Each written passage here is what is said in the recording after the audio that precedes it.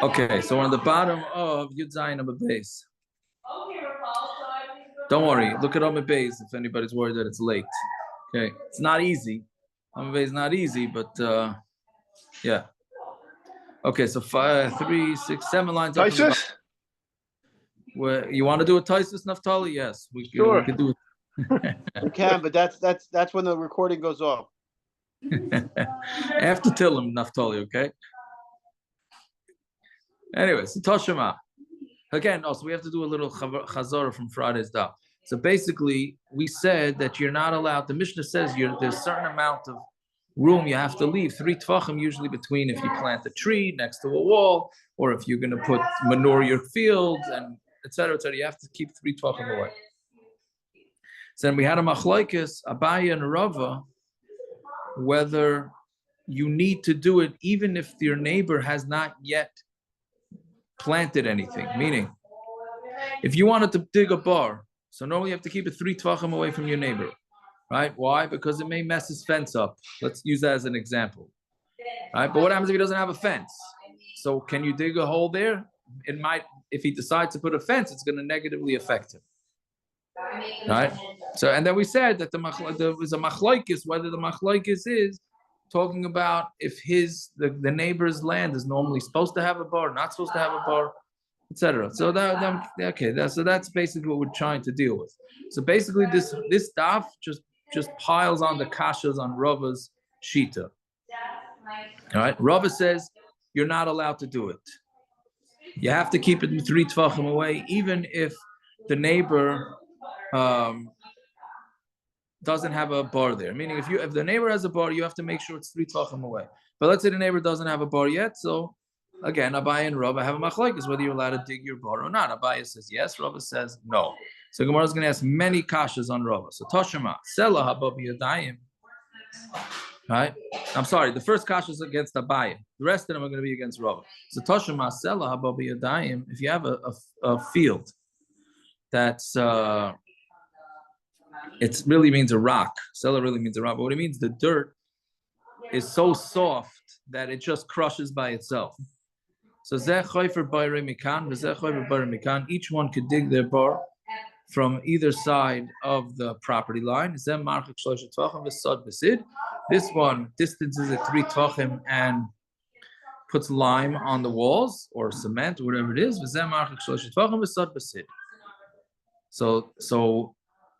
So you see that you have to, even though there's nothing there yet, you still have to. Meaning the first guy, so one of them each one is digging a bar. So somebody had to go first. So you see, they still have to distance it. So Gemara answers, Baba Yadayim Shani. Now, soft soil is much different because soft soil is you dig 2 bars next to each other, they're gonna collapse, right? But in a regular land, it's not necessarily gonna be. So Mamela, it's no problem. So the Gemara says, "The karila, my karila. What were you thinking?" Karila means it's a different way of saying like, what was your havamina, right?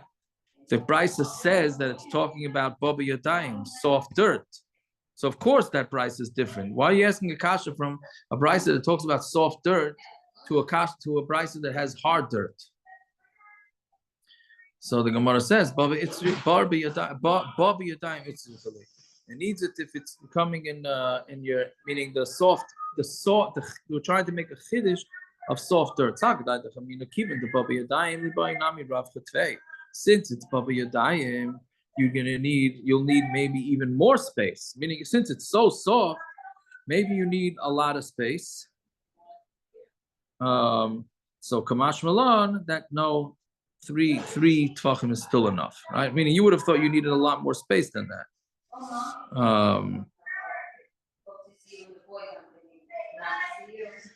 Yeah. Fine. Toshima. Now we ask kasha on. Toshima. Marchikin is a gefes versus a zevel. You have to take. Gefes is the olive, the junk from the olive, and zevel is manure. On top of olive now. Ve'es hamelach and salt. Vesasid and lime. Vesaslayim. And rocks from the wall of the chaver, you have to distance it by 3 tvachim. Aisad besid, or you put mud on it. Time of the kaisel. The reason is because there's a kaisel. Haleka kaisel, but if there's no kaisel, saimech means you're allowed to put it close to it, right? So Rava said you're not allowed to make anything close to your neighbor, right? Even if your neighbor doesn't have anything there yet, right? But this brisa says that the reason why you're not allowed to do it is because there's a wall there. But if there wouldn't be a wall, it's mashma that you're allowed to put the stuff there. Meaning you don't have to anticipate that the neighbor's going to build a wall and then you're going to cause him damage. So where it says law, that's not the diak to be made. Even if there's no wall there, then you still are not allowed to put the manure and the sid and the salt next to your neighbor's property. Okay, so if that's the case, then why are you saying wall? What's the chiddush? These are kashul l'kaisel. They're hard, literally mean hard for the wall, meaning it's these things. The Bryce is teaching you a chiddush that these things cause damage to the wall. And then we have a bunch of similar questions and answers. You have to distance the plow, right? We said you're not allowed to plow within 3 tvachim of the neighbor, and you can't plant, and you can't urinate. So you can't do it from the kaisel 3 tvachim. Time though, the kaisel. The reason is because it's a kaisel. Haleka kaisel, but there's no kaisel. Samech, right? You have to put it. Then you are allowed to put it near there. So again, it sounds like from Rava. It's a kash on Rava. Rava said that you don't have to anticipate causing damage to your neighbor. So therefore, if it does, when meaning not anticipating means that if you're going first and there's no wall there, then you don't have to worry about him building a wall after you urinate over there or whatever it is. Right? But here it says if there's no wall, then you're allowed to. So it's a kash on Rava. When answers like he leka kaisel nami loisam. When there's no wall, you also don't put it. You can't put it close even if there's no wall. What's the chiddush?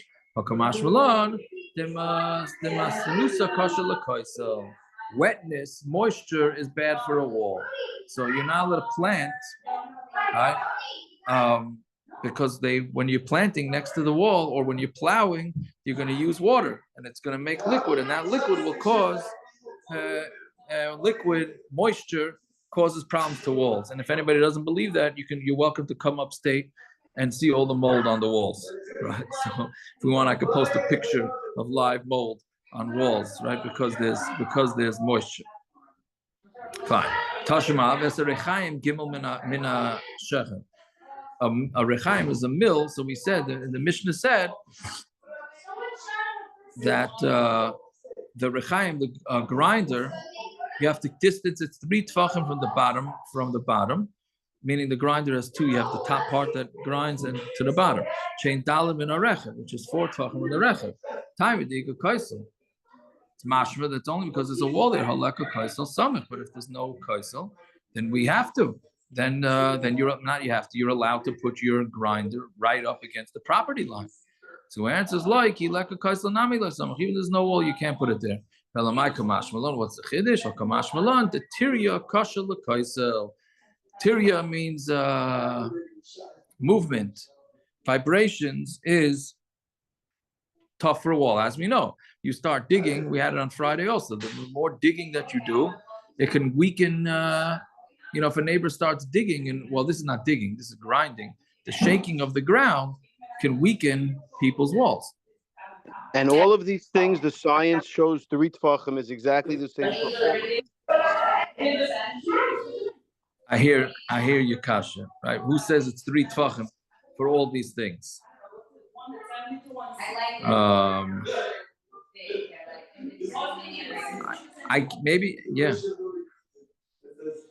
Maybe I would say it's likely that it's a lot less than 3 tvachim for most of them. But once we have this shear of 3 tvachim, if it works for all, it works for all. Right.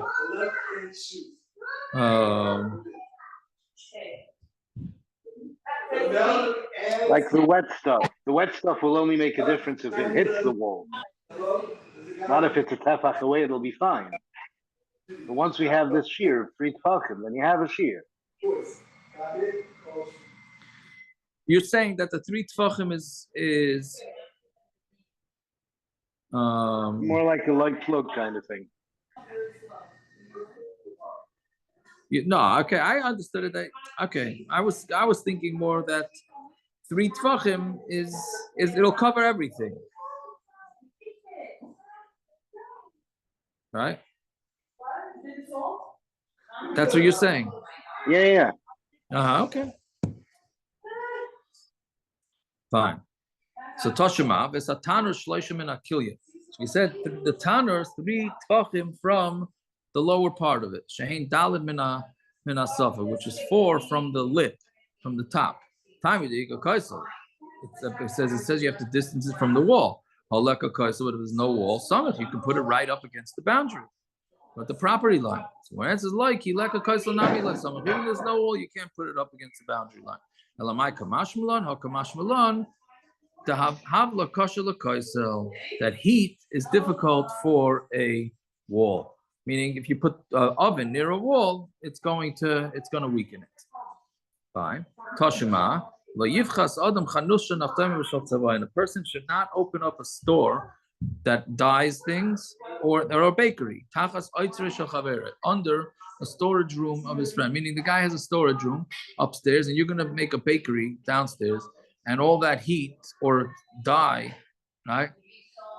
Because dye, they also have to heat up the dye. All that heat is going to affect the stuff that he's storing upstairs. And you can't put a barn for bucker for cattle either. But it says only because the guy upstairs has an oitzer, storage house. That's because there's an oitzer there, haleka oitzer of it. But if there would be no oitzer, you'd be allowed to do it. Meaning, again, you don't have to anticipate your neighbor doing something. This is a fairly common question, meaning, can I put in, can I put something noisy into my house when my neighbor doesn't even ever use his yard? Do I have to anticipate that or not? All right, so Rava holds you do have to anticipate it, but all these... Like a pool in the backyard? Like a pool, but I don't know how that would negatively affect the neighbors. That's why I wasn't going to use that muscle. Noise. The noise. I hear. Didn't Aaron have this with the shul in the basement? 1 second. There's more than noise. Yeah, there's noise, I guess, but I don't know. What are you talking about, Gershom? Aaron, your brother had this with the shul in his basement when it was still there. Why? The halach is you're not allowed to live on top of a shul. So so the halach is the halach is you that's himself. That's himself. He's not doing anything. Right, that was himself. Else. Right. Either way, the halach is you are allowed to live on top of the shul. The Taz, neighbors, everybody coming in now. You now have cattle walking through the yard. Right.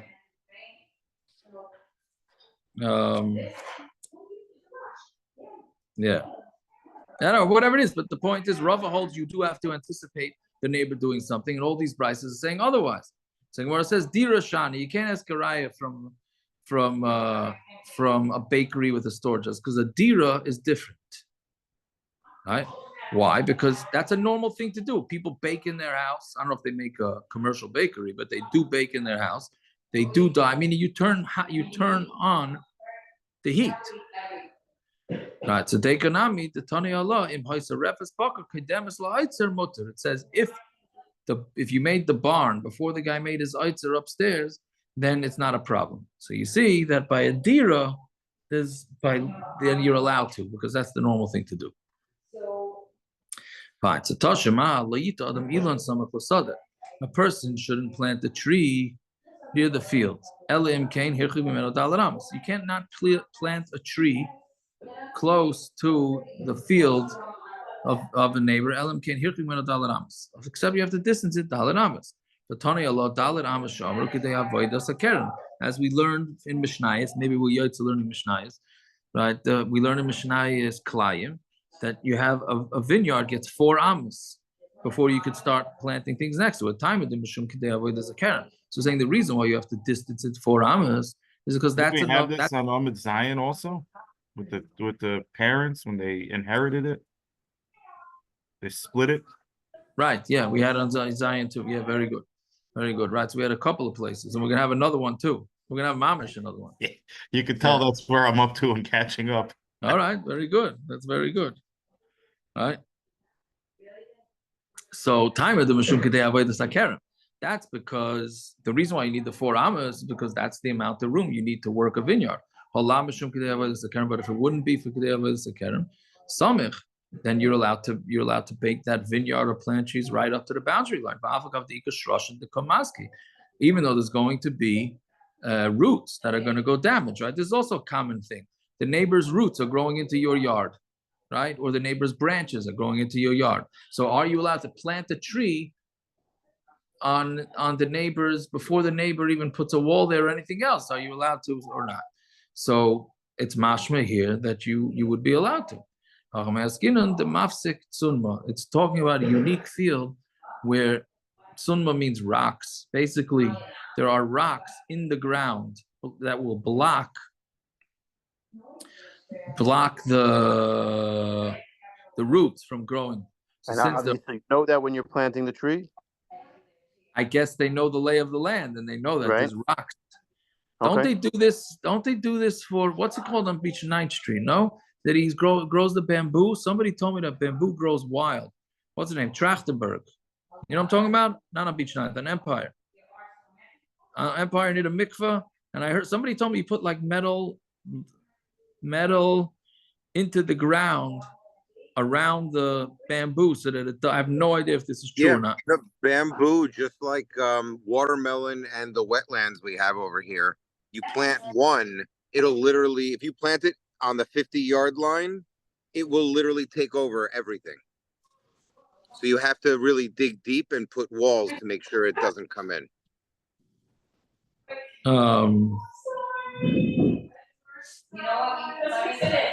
Right. So I heard he put the metal there. So that's basically what we're saying. Right. That's what we're saying. That this thing had rocks. How he knew about it, I don't know, but he had the rocks there. Yeah. If there's a fence between the 2 fields, we learned this in Bikurim too. If you have a fence, I'm allowed to plant my grain up until the fence, and he could plant his grapes up until the fence, no problem, right? Because it's not going, they're not going to mix. So when it says if that's the case, what about the sefer? Let's say the roots are going into his friend's property. He could, you're allowed to cut them off the neighbor. And we're going to see about this more in the Masechta. But there's roots going into the neighbor's property. So if it's a depth of, you're allowed to knock it down. You're allowed to cut out the roots up until 3 tvachim. If the roots are lower than 3 tvachim, approximately 9 to 12 inches, then you can't knock out the roots. Only up until 3 tvachim. Why?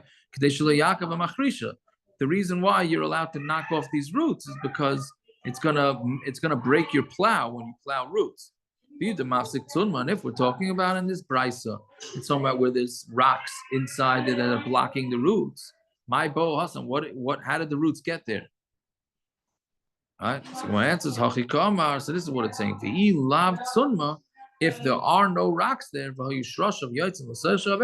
the roots, since there aren't any rocks blocking the growth, the roots go there. It goes to 3 tvachim deep,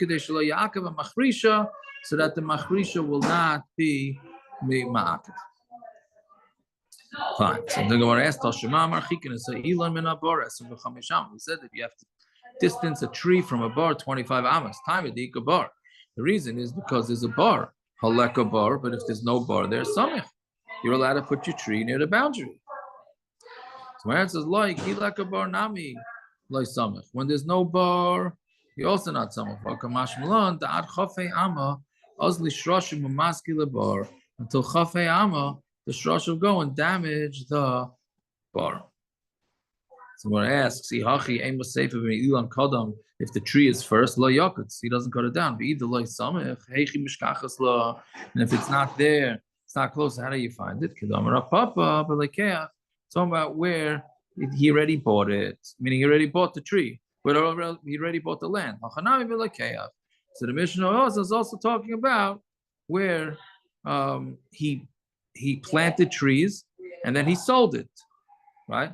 So that somebody else dug the tree, right? Meaning dug the bar. So it dug the bar near the tree. So Mamela, since the guy who planted the tree did nothing wrong because there was no bar there, therefore it's not a problem. Fine. Tashima, Marchikin is a Mishra. Again, these are all kashas on Rava. Tashima, Marchikin is a Mishra min a Yerek. A Mishra is flax. They needed to soak it in water in order to get it to remove all the junk and be able to make it into linen, right? And that supposedly smelled to high heaven, that water. So Marchikin is a Mishra min a Yerek. So if you're going to do this, you have to keep it far away from vegetables, obviously from the neighbor's vegetables. There's akrishim and abatzalin, and krishin is leeks. Got to keep them away from the onions because that will knock off the onions. And you got to keep mustard away from bees. That one I don't understand because the bees are going to go eat my mustard, right? And then that's going to mess with them, right? That's what Rashi says. Meaning what they're going to end up doing is it's interesting, for those that don't like the taste of schnapps, the bees are going to come, eat the mustard. Mustard is sharp tasting. They're going to have to go back. They're going to need something sweet to get the sharp taste out of their mouth for all those jalapeno eaters and poppers and all that stuff, right? So they're going to go eat the honey. So now what are you doing? You're messing up the guy's honey production because the bees are going to end up eating honey, which I don't understand. Who asked him? Well, we're going to see that's really going to want his kasha, but it's a little different than when I'm planting and then my plants go over to grow to his property. Here, his bees are coming onto my property, which we're going to see. Okay, maybe that's what the Gemara is asking. But anyway, there's 3 examples here. If you're going to soak flax, keep it away from vegetables. And if you're going to grow leeks, you have to keep it away from the onions. And mustard, you have to keep away from bees. Time of Dika Yerek. So it's mashmid. It's the only reason why you're not allowed to soak the flax is because there's vegetables. Haleka Yerek. But if there's no Yerek, then samich. Then he's allowed to. My answer is like Kileka Yerek Nami. Even when there's no vegetables, you're not allowed to soak your flax. Loi samich. You're still not allowed to put it close to it. Vakamashman Dahani Kashu Adali. The Bryce is teaching us that these 3 things, right, the pool for the flax and the leeks with the onions and the mustard for the bees are all difficult for each other. It's teaching us science, earth science. So then let's say the Seifa, Rabbi Yosi Matir B'chardal. Rabbi Yosi holds that mustard is mutter. You're telling me keep your mustard away from my bees. Well, you don't let your bees come into my property because they're coming to eat my flowers they're eating up my mustard. Meaning, in the other cases, I'm not getting damaged if I make a hole in the ground in order to plant flax. Okay, so I'm causing damage just the way it is. Here, they're damaging me. Right? They're going to eat up my plants, your bees. So you keep away. On top of It's not really how bees work. I don't know how bees work. They don't eat the plants. They eat the nectar and they pollinate. They're doing him a favor. They're not damaging his mustard. They're pollinating it. Well, he holds, I guess they're eating it. They don't. They eat honey.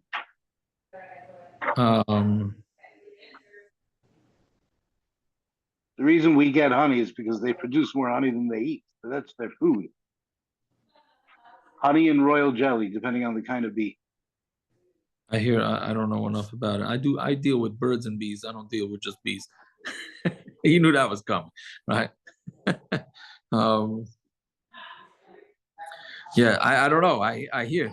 See, I thought the taina would be who says your bees should come to my property. That's not his taina though. Maybe you can fit that into it. I thought meaning I don't know. Meaning it's different. The bees is different. Right? They're coming into me. So put your bees in a netting. Right? All right. Even then, the time is really impossible. You can't really You're gonna go ad l'shamayim? How do you stop a bee from flying over into the next property? Well, you get a net. What net? What net's gonna help? Only the cardinal owner can get a net and cover his cardinal. No, the bee You guy can't can stop put the his bees from bees. flying. Well, sort of like David was asking. 1 second. So you're telling me that bees, bees. I'm saying, what was I going to say? Bees only fly 3 feet, 3 tvachim. No, that's what I'm asking. It's not. They don't. And even if you do put a net up, what are you gonna do? If he puts a net up to surround his bees, he's gonna kill his bees. They need the pollen to live. They need to eat the plants, Right. whatever you want to call it. So they need to get out. And you can't stop them from going one direction.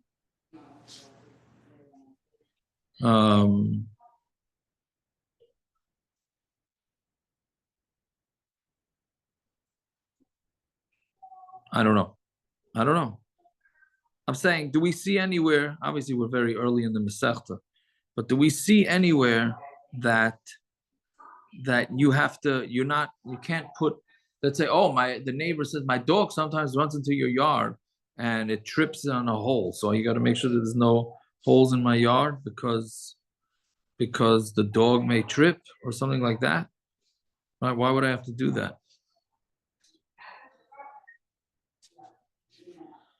So I don't know. That is a little bit different. Dogs don't really fly much. You can stop them going across the ground in one direction. Build a wall. Right. Because walls doesn't stop bees. Yeah. Okay, I don't know. Anyway, that's Gemara's kasha. I don't want to ruin everybody that turned on with base. See nice and short, and then we're gonna go hack around for a while. We're taking pashut tsar balichaim, right? And if they don't, I think the people right now on this stuff are not going to get discouraged. that's a good point. That's a good point. So how are you gonna find it? I mean, if you go with Rabbi Yossi, right? How did either one put it there? Meaning, according to Rava, you're not allowed to put it there. You're not allowed to put your bees near the boundary, and you're not allowed to put he's not allowed to put his mustard near the boundary, even if the guy's bees are not there yet, right? Rava holds you're not allowed to do. You have to anticipate, right? So how did this happen? So the teretz is pashut after the previous teretz. And if you wouldn't be able to put it there lechatchila, but what happened is that the guy,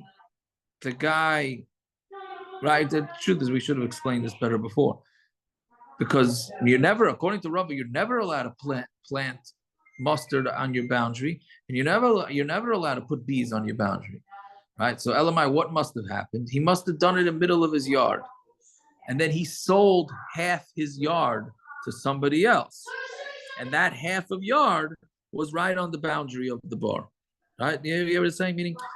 Meaning, just to say that somebody else planted it, unless you say it was a guy. Maybe you could say a guy. I don't know why Taka the Gemara doesn't say maybe a guy did it and then he bought the property from a guy. That's not the way Rashi explains it. Rashi explains it that he did it in the middle of his property, then he sold half his property. Ended up being that his mustard seeds were on the property line, or his bees were on the property line. So the Gemara asks different kasha. If you're like, hey, my time at the Rabbanan. If it's somewhere where I'm like, hey, so why did the Rabbanan say? Why should the Rabbanan say you should move it? It was bought that way. My time with the Rabbi Yossi. What's the Rabbi Yossi say? I feel a mishra b'yarkanami, right? He should say the same thing by the pool of the hole that he's soaking the flax. That you could still leave it there. Why should you have to move it? Amar Ravina kasav Rabbanan ala mazik laharchikes atzmoi. We said this yesterday, and that's the theme of this whole sugya. The Rabbanan hold that the damager is responsible to make sure that his property doesn't cause damage. Right? So Mamela, and Rashi says, and even though he was there first, it doesn't make a difference. Right? The Rabbanan hold that if your property, you dug a hole and you're soaking flax there, and it's going to kill your neighbor's property, we don't care. You have to get rid of it. Michlal. So then what can we infer? The Rabbi Yossi savar ala nizik lachas atzmi. Then that Rabbi Yossi must hold that it's on the nizik to distance himself. Yala nizik afilu mishra v'yarkanami. So then if it's the nizik, so then even by the flax and the vegetables, he should argue in all the situations meaning it seems like Rabbi Yossi was only saying that the mustard guy can tie that the bees are killing his mustard, right? But then why don't you say the same thing here, right?